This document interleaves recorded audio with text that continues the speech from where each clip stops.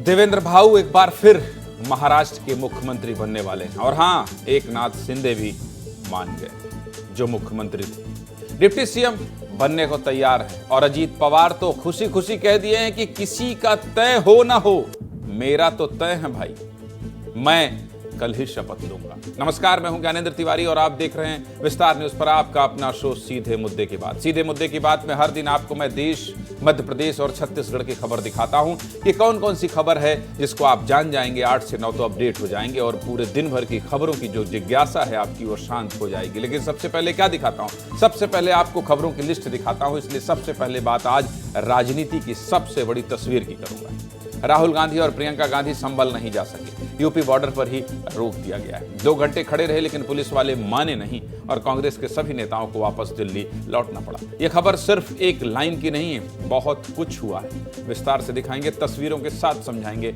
जुड़े रहिएगा। दूसरी खबर में बात करेंगे, महाराष्ट्र में समंदर लौट आया है। याद है आपको देवेंद्र फडणवीस का वो डायलॉग?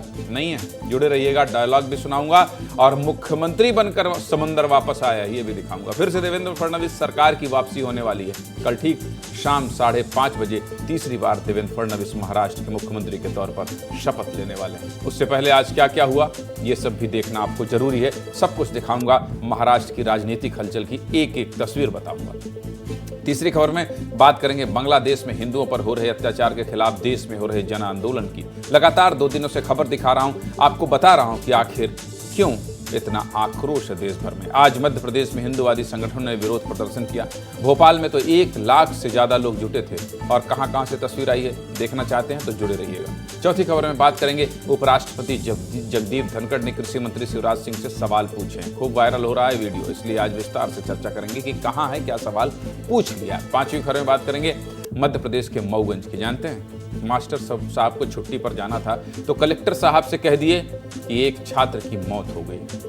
गजब हाल है भाई, सस्पेंड हो गए इस हरकत पर, झूठी। 6वीं खबर में बात करेंगे सीधी के सोशल मीडिया पर वायरल लीला साहू की। कल लीला साहू का वीडियो आप लोगों को दिखाया था और कहा था कि विस्तार न्यूज लीला साहू के गांव की सड़क देखने जाएगा। विस्तार न्यूज ग्राउंड जीरो पर पहुंचा है, रिपोर्ट दिखाएंगे कि क्या सच में सड़क बहुत खराब है। 7वीं खबर में बात करेंगे छत्तीसगढ़ के जांजगीर की। यहाँ एक शख्स है, इनको पौधों से इतना प्रेम है कि विदेश से पौधा मंगवाते हैं और ये प्रेम सबको होना चाहिए और इसीलिए मैं कह रहा हूं काश ये प्रेम सभी को होता।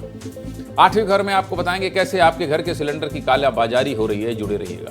9वीं खबर में बात करेंगे छत्तीसगढ़ को मिलने वाले मंत्रियों की। एक सवाल चल रहा है, क्या छत्तीसगढ़ को 2 मंत्री मिलने वाले हैं? ऐसा क्यों कह रहा हूं? क्योंकि दिल्ली दौरे बढ़ गए हैं और आखिर में एक दुखद खबर है, दुर्ग से आई है। जानते हैं, शादी में रसगुल्ले को लेकर विवाद हो गया और झगड़ा इतना बढ़ गया कि रसगुल्ला न देने पर हत्या कर दी गई, जान ले ली गई। चलिए अब शुरुआत करते हैं खबरों की और पहली खबर है संभल पर राहुल प्रियंका का दंगल। ये तस्वीर देख रहे हैं आप और संभल का विवाद दिखा ही रहा हूं, आपको अपडेट कर ही रहा हूं। देखिए, राहुल और प्रियंका आज निकले थे संभल जाने के लिए और कल ही उत्तर प्रदेश सरकार ने, उत्तर प्रदेश के पुलिस मुख्यालय से एक आदेश जारी हो गया था कि ये जाएं, वहां धाराएं लगी हुई हैं, नहीं जाना है, कोई भी जाए अप्रिय स्थिति घटेगी, रोक दिया जाए। क्या हुआ है आज, कल और आज में? राहुल गांधी और प्रियंका गांधी संभल नहीं जा पाए।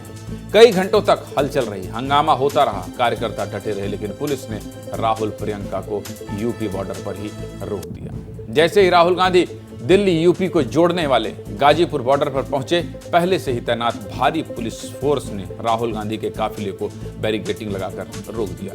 कांग्रेस कार्यकर्ताओं और पुलिस के बीच झड़प भी शुरू हो गई।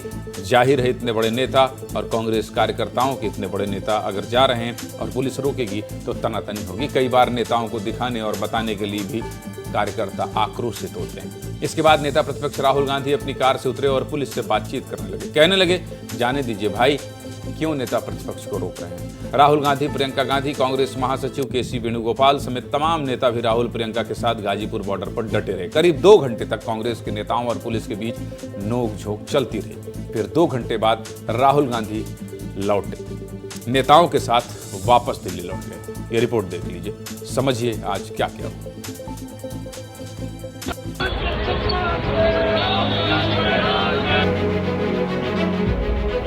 संभल जाने की कोशिश कर रहे हैं पुलिस मना कर रही है, अलाउ नहीं कर रही है।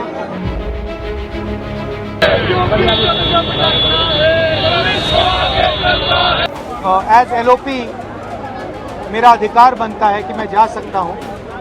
ये एक्चुअली जो एलओपी के अधिकार हैं उसके खिलाफ है। जो कॉन्स्टिट्यूशनल अधिकार है उसको मुझे दिया नहीं जा रहा है। They deny the LOP permission to go. It's the issue of law and order. Rahul ji नेता प्रतिपक्ष है, उनके संवैधानिक अधिकार होते हैं, वो बाकी लोगों से अलग होते हैं, उनको रोका नहीं जा सकता। They purposefully block the traffic. We don't want to create a problem for the common people.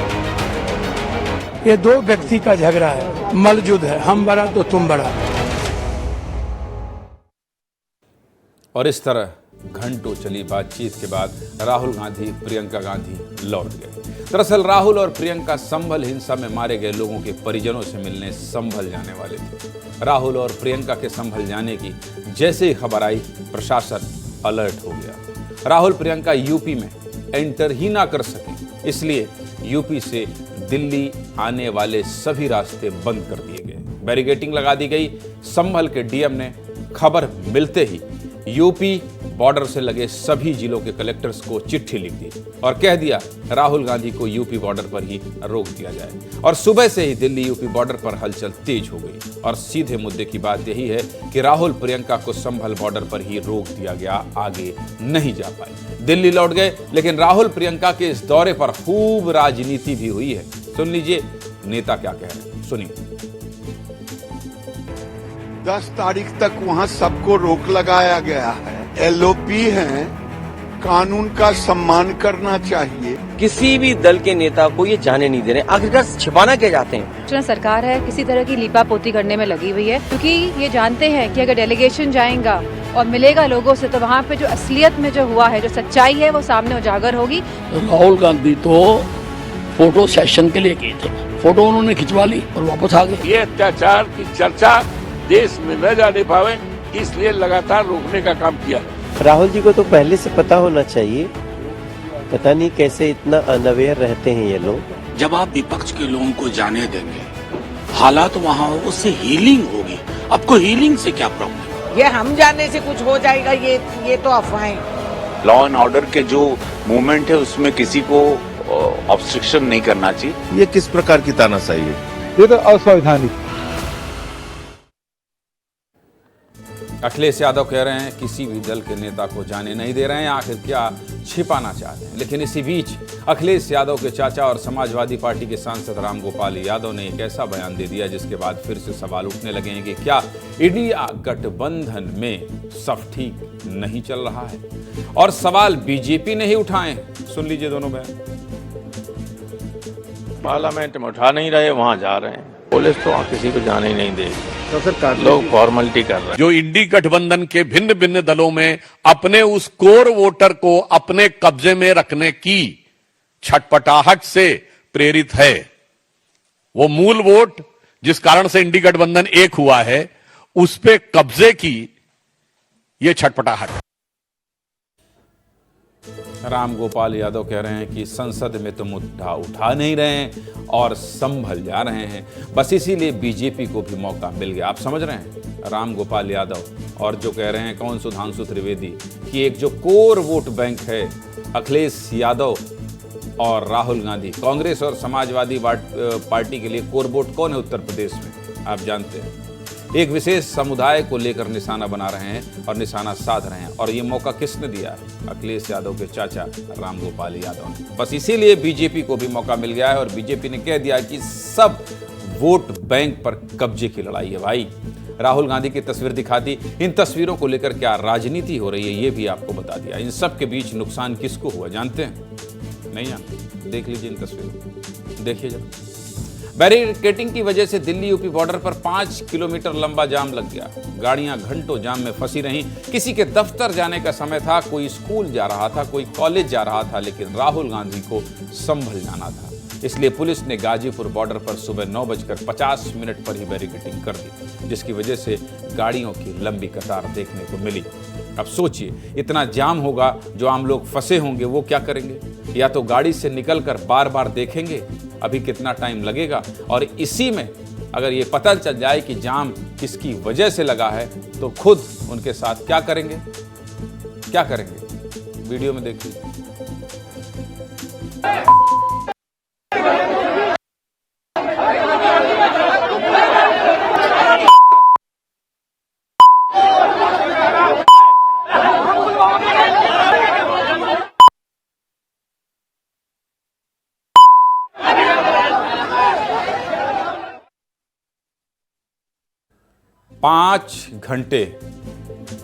पांच घंटे जाम में फंसे रहेंगे तो नारेबाजी ठीक तो नहीं लगेगा ना भाई साहब। इसीलिए मारपीट ही करेंगे, लेकिन ऐसा नहीं करना है भाई, इतना गुस्सा नहीं करना है। सीधे मुद्दे की बात यही है कि राहुल गांधी, प्रियंका गांधी संभल नहीं जा सके, यूपी बॉर्डर पर ही रोक दिया गया। विस्तार से सब कुछ बता दिया, लेकिन एक बात तो है कि अगर उत्तर प्रदेश सरकार, उत्तर प्रदेश पुलिस प्रशासन, जिला प्रशासन को ये व्यवस्था दुरुस्त करने में समय नहीं लगा कि भाई रोक देना है, जाना नहीं है, तो उन्हें यह भी सोचना चाहिए कि जनता कहां से जाएगी, इसकी भी तो चिंता करना चाहिए। और जनता को यह बताना चाहिए, जिस तरह से आपका लेटर वायरल हो गया पूरे देश में कि कल नहीं जाने देना है राहुल गांधी को, उसी तरह से एक लेटर वायरल कर देना चाहिए, पूरे देश में ये चला जाना चाहिए। उस इलाके में तो कम से कम चले जाना चाहिए कि देख लीजिए, आप इस रास्ते में राहुल गांधी रहेंगे, आप फंसेंगे तो फिर क्या होगा, दूसरे रास्ते से चले जाइएगा। ये रूट है, जनता को कम से कम आने जाने में आसानी हो, इसकी भी चिंता प्रशासन को करना चाहिए। चलिए आगे बढ़ते हैं और अगली खबर क्या है ये बता देते हैं। अगली खबर है, महाराष्ट्र में समंदर वापस लौट आया है। क्यों कह रहा हूं मैं ऐसा? क्यों कह रहा हूं? जिसका सबको इंतजार था वो पल आ गया है। नतीजों के 12 दिन बाद महाराष्ट्र में ऐलान हो गया है, देवेंद्र फडणवीस ही महाराष्ट्र के अगले मुख्यमंत्री होंगे। कल शाम ठीक 5:30 बजे मुंबई के आजाद मैदान में महायुति गठबंधन की सरकार का शपथ ग्रहण होना है। यानी फिर से महाराष्ट्र में समंदर की वापसी हो गई है। 2 बार के मुख्यमंत्री देवेंद्र फडणवीस शिंदे सरकार में डिप्टी सीएम बने, लेकिन इस बीच देवेंद्र फडणवीस के बयान खूब चर्चा में रहे। इसलिए पूरी कहानी बताने से पहले आपको देवेंद्र फडणवीस का वो बयान, अंदाज, वो बयान सुनाऊंगा, फिर आगे चर्चा करूंगा। पहले सुनिए, रिपोर्ट देखिए।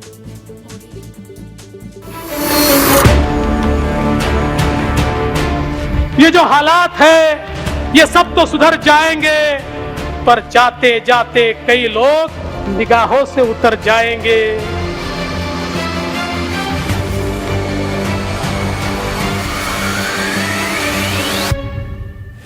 सवाल जहर का नहीं था, वो तो मैं पी गया।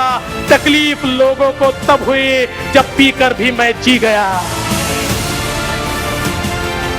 मेरा पानी उतरता देख मेरे किनारे पर घर मत बसा लेना, मैं समंदर हूं, लौट कर वापस आऊंगा।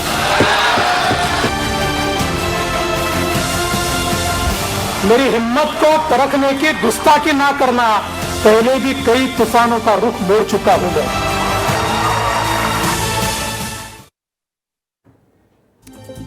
मेरी हिम्मत को परखने की गुस्ताखी मत करना, ये मैं नहीं कह रहा हूं, फडणवीस ने कहा है। मेरी हिम्मत को परखने की गुस्ताखी मत करना, पहले भी कई तूफानों का रुख मोड़ चुका हूं। वैसे ये डायलॉग मेरी जिंदगी में फिट बैठता है। खैर, मैं मुख्यमंत्री तो नहीं हूं, ना कभी बना था, क्या पता आगे बन जाऊं। और इसी के साथ महाराष्ट्र में सियासत के अभिमन्यु देवेंद्र फडणवीस की एक बार फिर जोरदार वापसी हो गई है, जोरदार वापसी हो गई।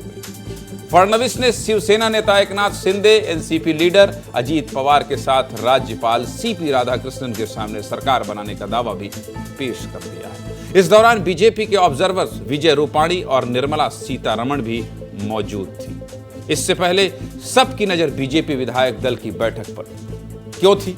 बीजेपी विधायक दल की बैठक में देवेंद्र फडणवीस को नेता चुना गया। विधायक दल का नेता चुना जाने के बाद देवेंद्र फडणवीस मुख्यमंत्री आवास वर्षा पहुंचे। एकनाथ शिंदे और अजीत पवार से मुलाकात की। सूत्रों की माने तो इस मुलाकात में मंत्रियों के नाम पर चर्चा हुई। इसके बाद तीनों नेता देवेंद्र फडणवीस, एकनाथ शिंदे और अजीत पवार राज्यपाल से मिलने एक ही कार में सवार होकर राजभवन पहुंचे।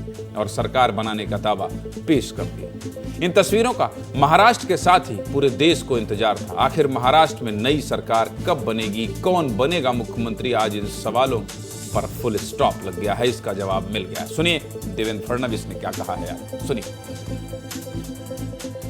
माननीय राज्यपाल जी ने हमें आमंत्रित किया है सरकार बनाने के लिए। नई सरकार का शपथ विधि ये 5 तारीख को शाम को 5:30 बजे विश्व गौरव भारत के प्रधानमंत्री माननीय नरेंद्र मोदी जी की उपस्थिति में संपन्न होगा। मुंबई के आजाद मैदान पर यह संपन्न होगा। उसके बाद और किसका शपथ विधि होगा इसका फैसला हम शाम तक करेंगे। आदरणीय नरेंद्र मोदी जी का बहुत बहुत आभार व्यक्त करता हूं कि उन्होंने मेरे जैसे एक कार्यकर्ता को लगातार नेतृत्व करने का अवसर दिया। देवेंद्र फडणवीस ने तो कह दिया कि वो मुख्यमंत्री बनने वाले हैं और शपथ ग्रहण करेंगे, लेकिन उनके साथ साथ सरकार में कौन कौन शामिल होगा ये सब जानना चाहते थे। पत्रकारों ने जब सवाल पूछा कि एकनाथ शिंदे और अजीत पवार डिप्टी सीएम की शपथ लेंगे, इसका अजीत पवार ने तुरंत जवाब दे दिया कि मैं तो शपथ ले रहा हूं, ये तय। फिर महायुति के नेता के एक साथ ठहाके लगाकर हंसने लगे। और सुनिए एकनाथ शिंदे ने जो कहा है उस पर भी ध्यान दीजिएगा, पहले सुनिए। क्या आप और अजीत दादा पवार साहब भी कल डिप्टी सीएम पद की शपथ लेंगे? कह रहा हूँ रुको थोड़ा, अभी शाम तक रुको, अभी कल शपथ ली है ना, उनका समझ में आएगा। मैं तो लेने वाला हूँ।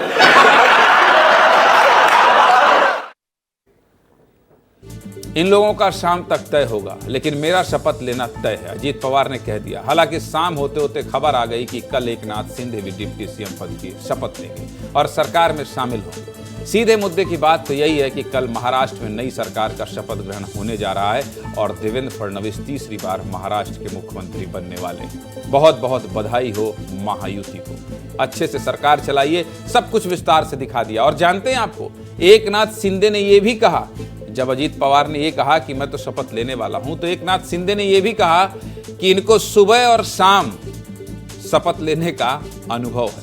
आप समझ गए क्या क्या हुआ था महाराष्ट्र में और क्या क्या होने वाला है। चलिए आगे बढ़ते हैं और अगली खबर कौन सी है ये दिखा देते हैं। अगली खबर क्या है, बांग्लादेश के खिलाफ उबल रहा है मध्य प्रदेश। वैसे तो पूरा देश उबल रहा है, छत्तीसगढ़ में भी कल प्रदर्शन हुआ है, लेकिन मध्य प्रदेश की आज जो तस्वीर आई है वो आपको देखना चाहिए। 3 दिन से आपको तस्वीरें दिखा रहा हूं, 3 दिन से लगातार, कि बांग्लादेश में हिंदुओं पर जो अत्याचार हो रहा है उसको लेकर देश कैसे उबल रहा है, गुस्से में है। हिंदुवादी संगठन आक्रोश में है, अपने भाई बहनों पर हो रहे अत्याचार से सब परेशान हैं। आज आपको तस्वीरें मध्य प्रदेश की दिखाऊंगा, तस्वीरें देख लीजिए। मध्य प्रदेश की राजधानी भोपाल में भी आज हिंदुवादी संगठनों ने विरोध प्रदर्शन किया। इंदौर में भी आरएसएस की आक्रोश रैली में लाखों लोग जुटे। जबलपुर में भी हिंदुवादी संगठनों ने बांग्लादेश में हिंदुओं पर हो रहे हमले को लेकर जमकर नारेबाजी की। बांग्लादेश हाय हाय के नारे लगाए। उज्जैन में सर्व हिंदू समाज के लोगों ने आक्रोश रैली निकाली। बांग्लादेश के खिलाफ जो जनाक्रोश देखने को मिल रहा है पूरे मध्य प्रदेश में, उस पर पहले एक रिपोर्ट देख लीजिए, फिर एक एक करके आपको तस्वीर दिखाता हूं। रिपोर्ट देखिए।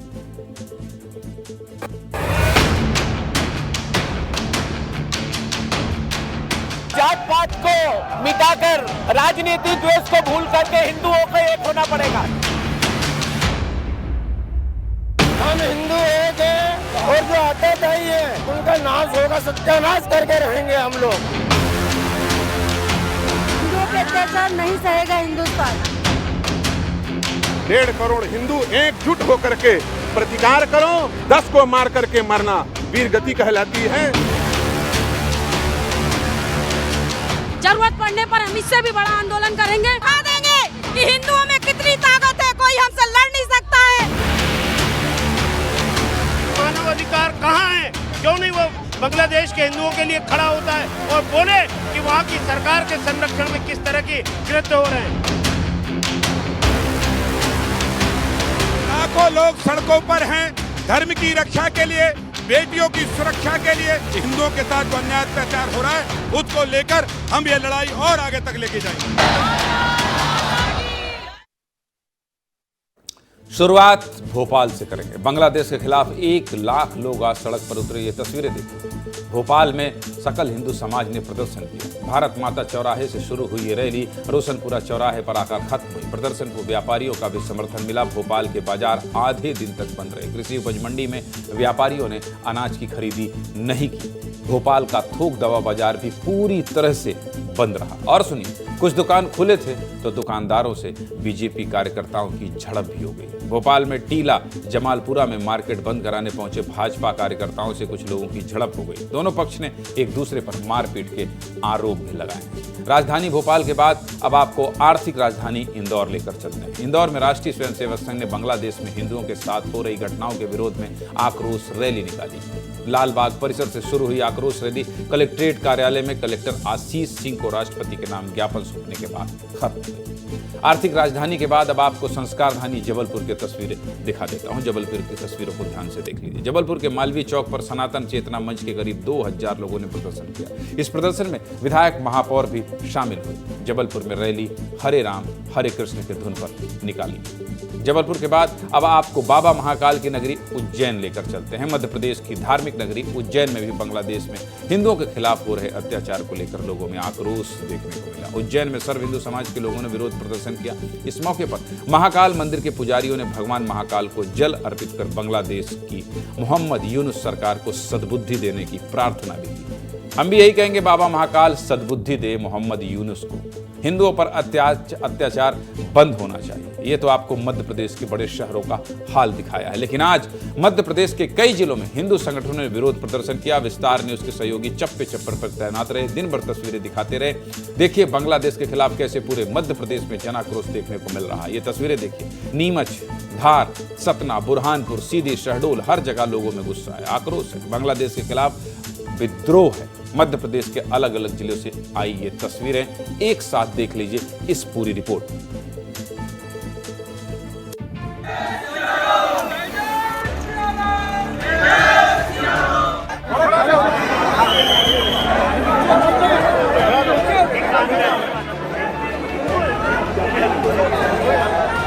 हिंदू धर्म, हिंदू विचार, बांग्लादेश के हिंदुओं पर अत्याचार बंद हो, बंद हो।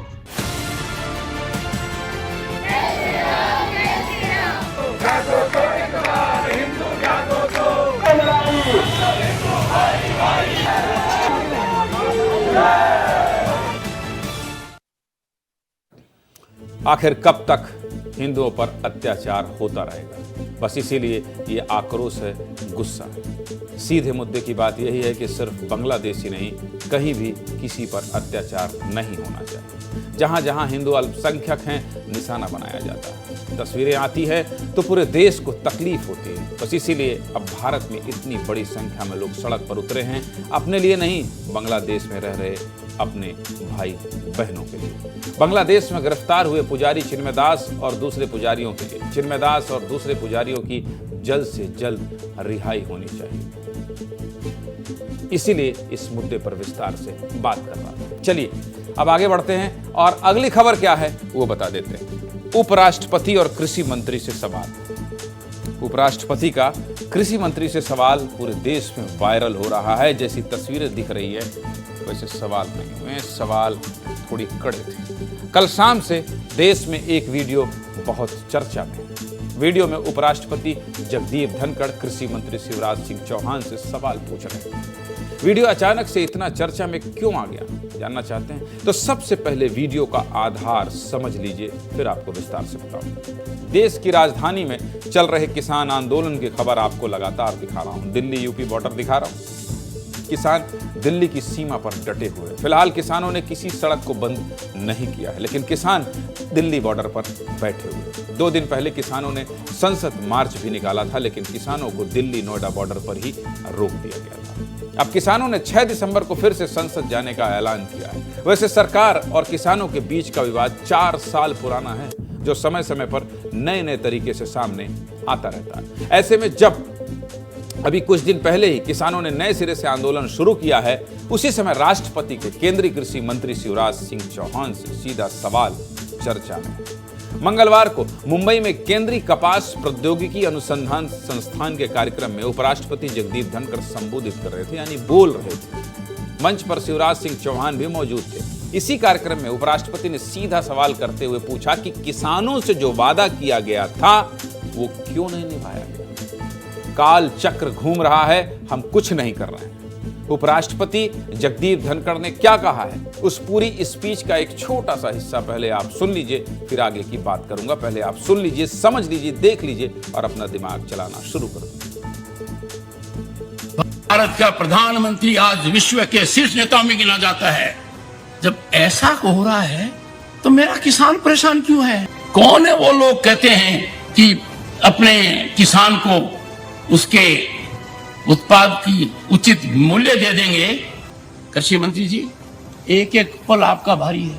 मेरे आपसे आग्रह है और भारत के संविधान के तहत दूसरे पद पर विराजमान व्यक्ति आपसे अनुरोध कर रहा है कि कृपया करके मुझे बताइए, क्या किसान से वादा किया गया था और वादा किया गया वादा क्यों नहीं निभाया गया, और वादा निभाने के लिए हम क्या कर रहे हैं?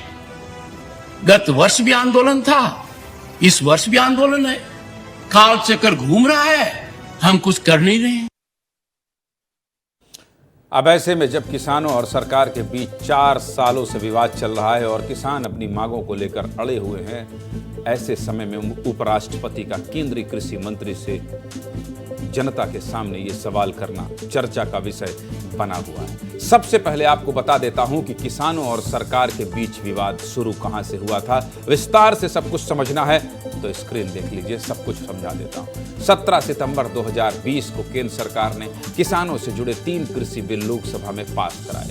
किसानों को इन बिल में किए गए प्रावधानों से आपत्ति थी, जिसके बाद किसानों ने आंदोलन शुरू कर दिया। किसान दिल्ली से सटे सिंघू बॉर्डर, टीकरी और गाजीपुर बॉर्डर पर डट गए। वहां पक्के मकान तक बना लिए गए थे। किसान जिद पर अड़े थे कि तीनों कानून वापस ले जाएं, तीनों कानून वापस ले जाएं। करीब 14 महीने बाद यानी 19 नवंबर 2021 की सुबह 9:15 में पीएम मोदी ने किसानों से माफी मांगते हुए तीनों कृषि कानून वापस लेने का ऐलान कर दिया। बहुत बड़ा दिन था वो, बहुत बड़ा दिन। 1 हफ्ते इसकी चर्चा थी और ये पहली बार था जब मोदी सरकार ने कोई फैसला इस तरह से वापस लिया, माफी मांगते हुए देश के प्रधानमंत्री। इस फैसले के बाद किसान अपने घरों को वापस लौट गए थे, लेकिन कुछ नई मांगों को लेकर फरवरी 2024 में किसान फिर से वापस आए और अब तक आंदोलन छोटे रूप में चल रहा है। किसानों का कहना है कि ये वही मांगे हैं जिनका वादा किसानों से पहले किया जा चुका है। किसान आंदोलन का ये जो दूसरा पारी है, ये जो किसान आंदोलन की दूसरी पारी है, प्रमुख मांगे भी आपको इसकी बता देता हूं। देख लीजिए एक बार फिर से ध्यान से, स्क्रीन पढ़ लीजिए। किसानों की सबसे प्रमुख मांग है कि किसानों को जमीन अधिग्रहण के बदले 10% प्लॉट दिया जाए। मतलब जब भी सरकार किसी काम के लिए किसानों के खेत लेगी तो उतनी जमीन का 10% जमीन के बराबर किसी विकसित इलाके में भूखंड दिया जाए। मतलब कहीं जो विकसित इलाका है वहां जमीन दिया जाए। इसके अलावा 64.7% की दर से किसानों को मुआवजा। किसानों की यह मांग है कि नए भूमि अधिग्रहण कानून के अनुसार बाजार दर का 4 गुना मुआवजा दिया जाए। मतलब जमीन की बाजार में जो भी कीमत हो उसका 4 गुना रेट किसानों को दिया जाए। समझ गए आप?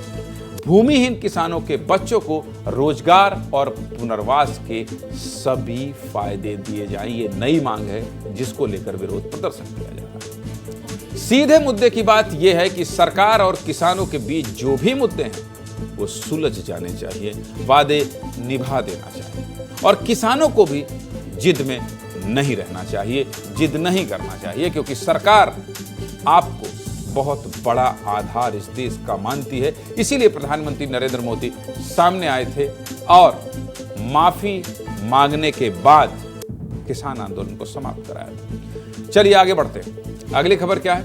मास्टर साहब का बहाना कलेक्टर ने नहीं माना। मास्टर साहब ने बहाना क्या किया पता है आपको? मध्य प्रदेश के मऊगंज जिले की घटना है और ये घटना जब आप सुनेंगे और जब आपको ये पता चलेगा कि ऐसे भी टीचर होते हैं जो अपने छात्रों को मार देते हैं छुट्टी लेने के लिए, ऑफिस से छुट्टी लेने के लिए आप भी बहाना बनाते ही होंगे। बनाते हैं कि नहीं बनाते हैं कि आज थोड़ा दादी को एडमिट किया है, आज मेरे घर में ये होने वाला है, आज बच्चे की स्कूल में बहुत जरूरी बुलाया गया। बहाने बनाते हैं कि नहीं बनाते? बनाते होंगे। कुछ लोग घिसे पिटे बहाने बनाते हैं जो आपके बॉस पकड़ लेते हैं, जैसे मैं तो पकड़ लेता हूं और छुट्टी कैंसिल कर देता हूं।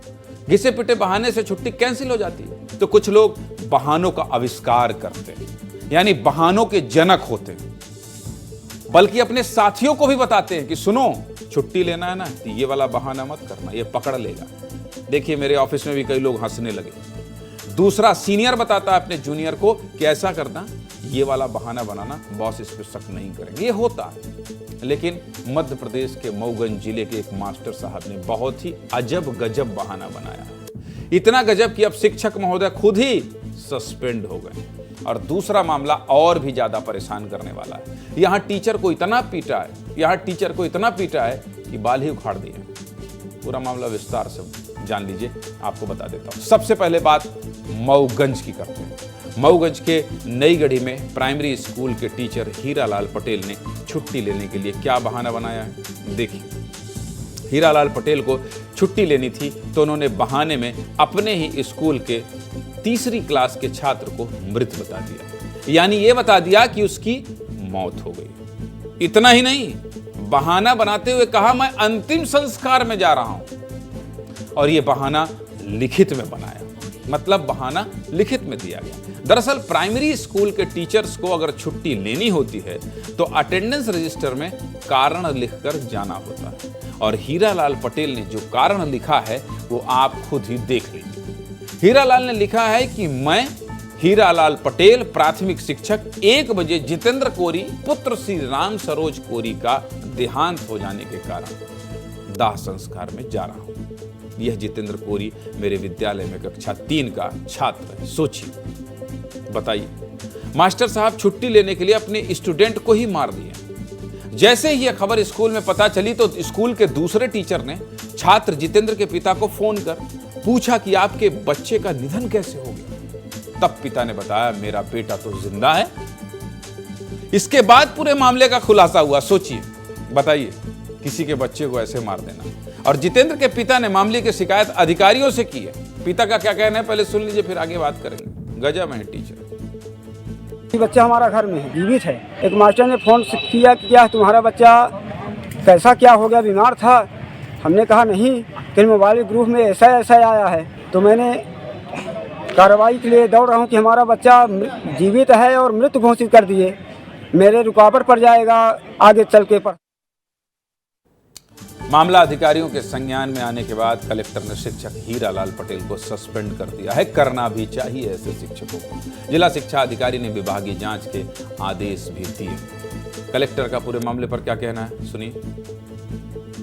तो ये इस तरह का फर्जी काम इन्होंने किया है। मैंने डीपीसी को निर्देश दिया है कि आज उसकी जांच करवा करके यदि इसमें सत्यता है तो इनको तत्काल निलंबित किया जाए, इनकी विभागीय जांच की जाए। अब दूसरे मास्टर साहब एमपी के ही सिंगरौली से हैं।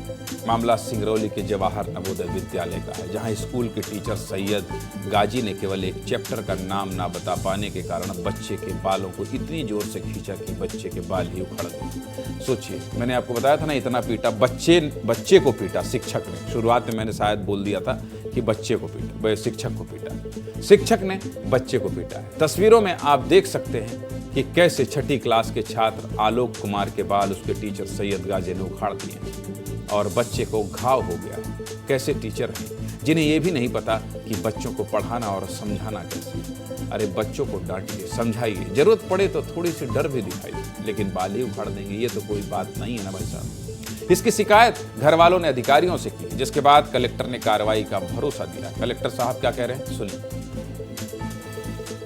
जिस टीचर ने कृत्य किया है उसके खिलाफ वैधानिक कार्रवाई कर रहे हैं, उसके निलंबन की कार्रवाई करेंगे। साथ ही आवश्यकता पड़ने पर इसके खिलाफ प्राथमिकी भी दर्ज कराई जाएगी। एक 3 सदस्यीय कमेटी गठित कर दी गई है। आज जो जांच रिपोर्ट शाम तक देगी उसके आधार पर उसमें कार्रवाई करेंगे। आदरणीय मास्टर साहब लोग ऐसा मत करिए, आपके ही भरोसे देश का भविष्य। आप ही ऐसा करेंगे तो कैसे चलेगा बताइए। बच्चे डर जाएंगे, सहम जाएंगे। जब भी किसी बच्चे को डांटते फटकारते हैं, डराते हैं, अपने बच्चों के बारे में थोड़ा सोचिए। हाथ रुक जाएंगे, गुस्सा कम हो जाएगा। और हाँ, अगर आपका बच्चा छोटा है और ज़्यादा बदमाश है तो उसे याद कर लिया कीजिए। यकीन मानिए गुस्सा कम हो जाएगा। फिर कह रहा हूँ, डराइए, डांटिए, लेकिन ऐसा नहीं कि उसको स्कूल से डर लगने लग जाए। चलिए आगे बढ़ते हैं और अगली खबर क्या है ये बता देता हूं आपको। वायरल लीला साहू के गांव की ग्राउंड रिपोर्ट। क्यों? क्योंकि मैंने कल कहा था सांसद जी से अपील की थी। किसने? इस महिला ने। और वहां मैंने आपसे कहा था कि ग्राउंड पर भेजूंगा और ये बताऊंगा कि गांव की सड़क की स्थिति क्या है। कल आपको मध्य प्रदेश के सीधी की एक खबर दिखाई थी। गांव में सड़क नहीं है और गांव की महिला लीला साहू का वीडियो वायरल है, जिसमें वो अपने अंदाज में सड़क बनवाने की मांग कर रही है। लीला साहू ने अपने गांव की सड़क के लिए पहले भी पोस्ट किया था, जो वायरल हुआ, जिसके बाद लीला बहुत फेमस हो गई थी। कल आपको खबर दिखाने के बाद वादा किया था कि हमारा सहयोगी इस गांव में जाएगा, गांव की पूरी तस्वीर दिखाएंगे, गांव का क्या हाल है वो भी आपको दिखाऊंगा। हमारे सहयोगी शरद गौतम ने सोशल मीडिया इन्फ्लुएंसर लीला साहू से भी बात की है। गांव को, लोगों की समस्याओं को भी जाना है, गांव के लोगों की जो समस्या है। चलिए आपको सब कुछ विस्तार से बता देता हूं, देख लीजिए। सबसे पहले दो तस्वीरें देखिए। पहली तस्वीर गाँव एक छोर की है, गाँव के एक छोर की है जहाँ सड़क ही नहीं है। गांव को मुख्य शहर से जोड़ने के लिए भी यही रास्ता है, लेकिन पूरा रास्ता कच्चा है। गांव वालों का कहना है कि यहां आज तक कभी सड़क बनी ही नहीं, हमेशा रास्ता कच्चा ही रहा है और सबसे ज्यादा समस्या बारिश के मौसम में होती है। दूसरी तस्वीर गांव के दूसरे छोर की है, जहां सड़क तो है ही नहीं, इसके साथ ही पूरे रास्ते में पानी भी भरा हुआ है। पानी इतना भरा हुआ है कि बच्चों को स्कूल जाने के लिए नाव का इस्तेमाल करना पड़ता है। सोचिए अभी ये हाल है तो बरसात में क्या होता होगा। लीला साहू के गांव से पहले ये ग्राउंड रिपोर्ट देखिए, उसके बाद आगे की बात करें। देखिए रिपोर्ट। बच्चे जो है स्कूल आ रहे हैं तो इस नदी को पार करके आ रहे हैं। ये रोड है, आपको बता दें भाई साहब, ये रोड है। विधायक जी इसे मंजूर कर गए थे 1 साल पहले, जो यहाँ पे पुल बनना था, लेकिन अभी तक कोई कुछ नहीं हो पाया। आजादी के 70 साल बीत जाने के बाद भी ये रोड लगातार ऐसे ही बनी रही। लगातार इस रोड की मांगे लीला साहू अपने रील के माध्यम से कर रही हैं। नेताजी अपना कहीं वादा ऐसा झूठा कही थे, काहे करी थे ये में वादा जो निभा नहीं सकी ताहन, वादा हुआ करी जो निभा सकी। रोड अपना बनवाए के रहा, रोड हम बनवाए के रहा, काहे से कि जब हम आए हैं तही यहाँ के हालत हम दिखे हैं और हमसे नहीं देखा गया। और लोग बाग नहीं अपने तरफ से ही अर्जी पर्जी दी, लेकिन उनका नहीं सुनागा। हम अपने तरीके से ही अपना तरीका आजमाओ। लीला साहू का गांव और उसके सड़क को लेकर जो वीडियो वायरल हुआ था, उसमें लीला सांसद जी से सड़क बनाने की अपील कर रही थी। जब हमारे सहयोगी लीला साहू से मिले तो लीला ने फिर से सांसद जी से अपील की। ये भी सुन लीजिए। सांसद जी, हम आपसे कह रहे हैं, आप अभी पहला आपका ये सांसदीय क्षेत्र है जो कि आप पहली बार सांसद बने हैं। अगर आप ऐसे ही सांसद बनते रहना चाहते हैं या कहीं और भी आगे जाना चाहते हैं तो प्लीज जनता के हित के बारे में सोचिए। जनता बहुत ऊपर तक ले जाती है आपको। ये जनता, ये पब्लिक है, ये भगवान है, आप इनके लिए करिए। मैं हमेशा आपसे कहता हूं कि हम किसी भी खबर को दिखाते हैं तो उसके अंत तक जाते हैं, यानी खबर के अंजाम तक, आवाज से अंजाम तक। अब क्योंकि लीला साहू सांसद जी से अपील कर रही थी तो सांसद जी से बात करना भी जरूरी था। तो हमने भी सांसद जी से संपर्क किया। पता चला सांसद जी दिल्ली में है, तो हमने दिल्ली में ही सांसद जी से बात की है, क्योंकि मैंने कल कहा था आपसे कि सांसद जी से भी बात करेंगे। सुनिए सांसद जी क्या कह रहे हैं, सुनिए। एक्चुअली क्या है, मीडिया में आने का किसी का नेचर होता है, वो एक अच्छा नेचर है, मतलब मैं ये नहीं कहता हूँ। और मीडिया भी एक माध्यम होता है लोगों के पास पहुँचने का, उस माध्यम से वो आ रही हैं और मुझे जो काम करना है मैं कर रहा हूँ। अभी 22 नवंबर को हमने दिशा की बैठक किया सीधी में, वो जाएं दिशा की बैठक का हमारा पूरा एजेंडा निकाल लें। उस बैठक में हमने उस मुद्दे को प्रथम रूप से रखा है कि हमको जिस सड़क की, वो खड्डी के पास की सड़क की उनको जरूरत है, गजरी वाली, वो सड़क का निर्माण का उसका DPR बनना, बाकी काम शुरू हो गया है। देखिए, ऐसा है, मीडिया, सोशल मीडिया, सांसद जी अपनी जगह है। ठीक है सांसद जी, मान लेते हैं कि लीला साहू मीडिया में आने के लिए सब कर रही हैं, लेकिन आप जल्दी से सड़क बनवा दीजिए, बस यही मैं भी आपसे कहूँगा। क्योंकि सड़क खराब है, ग्राउंड रिपोर्ट हमने विस्तार से दिखा दी है। और आपने अगर सड़क स्वीकृत करवाकर उसका काम करवाना शुरू कर दिया है तो आपको भी बहुत बहुत बधाई, आपका भी बहुत धन्यवाद। इसी जनता ने आपको संसद पहुंचाया जिसकी वजह से आप दिल्ली गए। चलिए आगे बढ़ते हैं और अगली खबर क्या है ये भी बता देते हैं। क्या छत्तीसगढ़ को 2 मंत्री मिलने वाले हैं? कौन कौन दिखाई दे रहे हैं इसमें? इसमें तो बहुत सारे विधायक हैं ऐसे, लेकिन अजय चंद्राकर जो है वो ज़्यादा मंत्रियों से मिल रहे हैं। संभावना इनकी ज़्यादा है क्या? 2 दिसंबर को सीधे मुद्दे की बात में आपको बताया था कि छत्तीसगढ़ में बहुत जल्द मंत्रिमंडल का विस्तार हो सकता है। खाली कुर्सी को भरने की तैयारी अंदर ही अंदर चल रही है। इसी बीच अब बीजेपी के बड़े बड़े नेताओं ने दिल्ली में डेरा डाल दिया है। आज मुख्यमंत्री विष्णुदेव साय भी दिल्ली पहुंच रहे हैं। मतलब बहुत जल्द फैसला हो जाएगा कि किसको किसको मंत्रिमंडल में जगह मिल रही है, क्योंकि उपचुनाव भी खत्म हो गया। और कौन कौन नाम जुड़वाने के लिए दिल्ली में दौड़ लगा रहे हैं ये भी आप बता दीजिए, ये भी आप सुन लीजिए, देख लीजिए।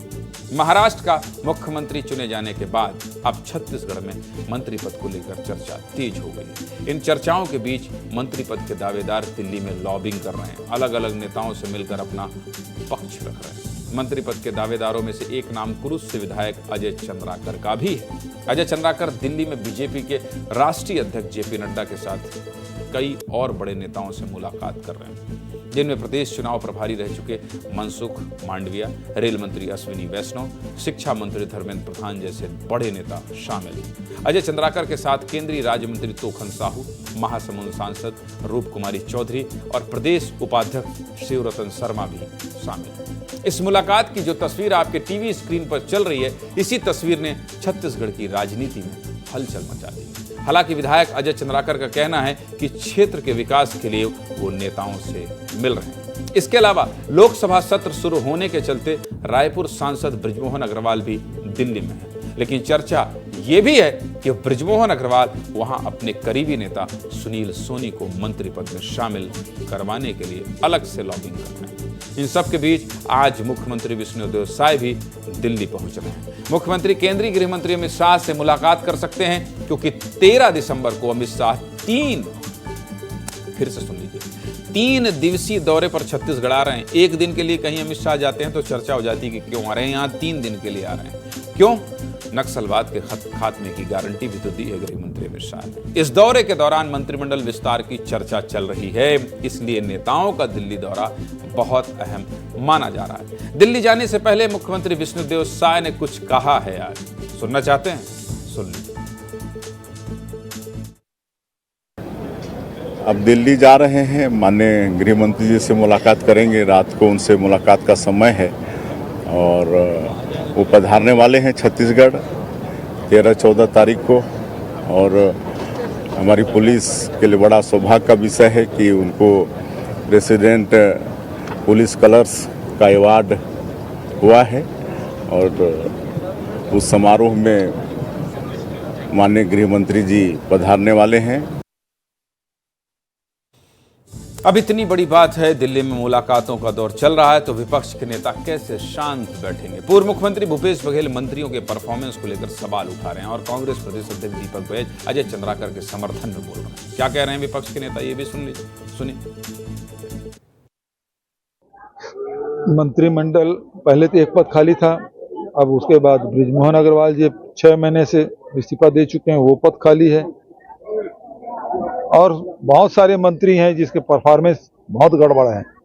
अजय चंद्राकर जी भी चाहते हैं मंत्री बनना, इसलिए आजकल थोड़ा सा अपना परफॉर्मेंस दिखा रहे हैं सरकार के सामने और भारतीय जनता पार्टी के सामने, उनका ये है। लेकिन मैं समझता हूँ कि जिस तरह से 1 साल तक मंत्रियां नहीं बना पाना इस सरकार की सबसे बड़ी विफलता। एक तो मंत्रियों से अपने विभाग संभल नहीं रहा है और ऊपर से 2-2 विभागों का एक्स्ट्रा वर्डन है उनके पास, तो मतलब समझ जाए कि सरकार पूरी तरह से फेल है। मंत्रिमंडल के विस्तार पर रायपुर दक्षिण के उपचुनाव के पहले भी खूब चर्चा हुई थी। आपको याद होगा, रायपुर दक्षिण के चुनाव से पहले रायपुर उत्तर के विधायक पुरंदर मिश्रा ने भी मंत्री बनने की इच्छा जताई थी। हमने ही दिखाया था। उन्होंने कहा कौन नहीं चाहता। आज पूर्व मंत्री राजेश मूणत भी हर जिम्मेदारी के लिए तैयार होने की बात कर रहे हैं। इन नेताओं के बयान भी सुन लीजिए। भारतीय जनता पार्टी का कार्यकर्ता हूँ, कार्यकर्ता रहूँगा। जो जिम्मेदारी मिलेगी उसको ईमानदारी से निर्वहन करना मेरा कर्तव्य है। इसी पार्टी ने मेरे को इस लायक समझा कि यहाँ तक पहुँचाया। 15 साल तक इस सरकार के अंदर मंत्री का पत्र का दायित्व निर्वहन करते हुए यहाँ तक पहुँचा हूँ। फिर जनता ने विधायक बनाया। पार्टी मेरी सर्व है। जो दायित्व देगी वो काम करना मेरा कर्तव्य है। हर आदमी चाहता है कि मैं 10वीं पास होने के बाद 11वीं पढ़ूँ, 11वीं पास होने के बाद 12वीं पढ़ूँ और कॉलेज पढ़ूँ, डॉक्टर बनूँ, इंजीनियर बनूँ। हर आदमी चाहता है कि मेरा प्रमोशन हो, मैं विधायक बनूँ तो मंत्री बनना भी चाहता हूँ।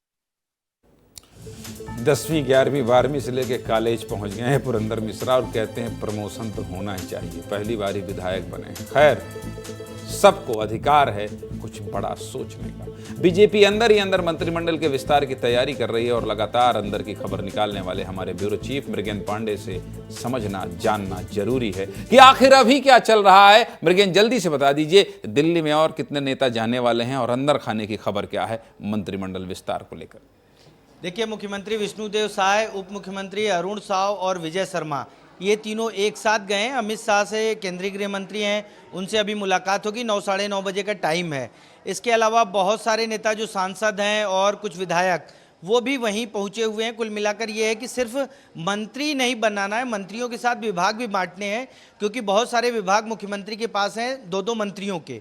तो इन सब विषयों पर एक साथ चर्चा होगी और राष्ट्रीय अध्यक्ष जेपी नड्डा से अजय चंद्राकर तमाम बड़े नेताओं से मिले हैं। उसको लेकर ये सुगबुगाहट तेज हुई है कि अजय चंद्राकर अब जो है दिल्ली में दावेदारी कर रहे हैं। हालांकि कुछ नेता यहीं से बैठकर अपनी लॉबिंग कर रहे हैं और सांसद जैसे ब्रिजमोहन अग्रवाल हैं, वो अभी लोकसभा चल रहा है, सत्र चल रहा है, तो वहीं से कर रहे हैं। कुल मिलाकर हर आदमी अपने अपने स्तर पर अपने अपने नेताओं से हर आदमी को ये लग रहा है कि भाई साहब अगर 2 सीट खाली है तो सीट मुझे मिल जाए, मैं सवार हो जाऊं।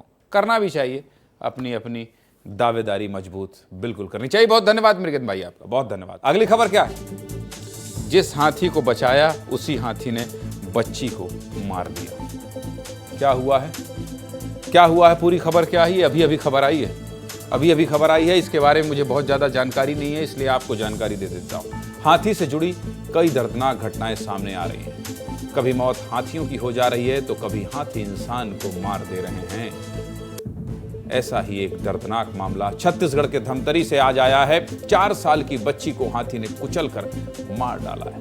बच्ची की तस्वीर दिखा नहीं सकते क्योंकि तस्वीर बहुत दर्दनाक है, आप भी नहीं देख पाएंगे। जिस हाथी ने मारा है उसके बारे में बताऊंगा तो आप भी हैरान हो जाएंगे, सोच में पड़ जाएंगे, क्योंकि जिस हाथी ने बच्ची को मारा है उस हाथी के लिए पूरा छत्तीसगढ़ प्रार्थना कर रहा है। क्या है पूरा मामला? विस्तार से देखिए, जान लीजिए। 3 दिसंबर की रात धमतरी के टाइगर रिजर्व क्षेत्र के रिसगांव में एक परिवार अपने कच्चे मकान में सो रहा था। इसी दौरान हाथी बच्ची को सूंड से उठाकर ले गया और फिर बच्ची को कुचलकर मार डाला। सोचिए, बच्ची अपने माता पिता के पास सुरक्षित सो रही थी, लेकिन हाथी ने वहां से बच्ची को उठाया और मार डाला। घर वालों का रो रो कर बुरा हाल है। उसका कोई अपना जाएगा, बच्ची चली जाएगी, दुख का पहाड़ टूट जाएगा। इस घटना पर बच्ची के परिजन क्या कह रहे हैं पहले सुन लीजिए, फिर आगे हाथी की कहानी बताऊंगा। पहले सुनिए। राधा मोर बेटी ला रात 11 बजे 11:30 के हाथी ऐसा पटक दी। राधा मोर बेटी ला रात 11 बजे 11:30 के हाथी ऐसा पटक दी। अब आपको बताते हैं कि जिसने बच्ची को कुचलकर मारा है आखिर वो कौन सा हाथी है। ये वही हाथी है जो कुछ दिनों पहले पोटास बम खाकर घायल हो गया था। 11 नवंबर को हमने विस्तार न्यूज में हाथी के बच्चे की दर्दनाक कहानी दिखाई थी, याद है आपको? पोटास बम खाने से हाथी का जबड़ा फट गया था। हाथी जलन दूर करने के लिए सूंड से अपने जबड़े में पानी डाल रहा था, जिसके इलाज के लिए डॉक्टरों और वन विभाग की टीम ने दिन रात एक कर दिया था। हमने 11 नवंबर को जो रिपोर्ट दिखाई थी वो भी आप देख लीजिए।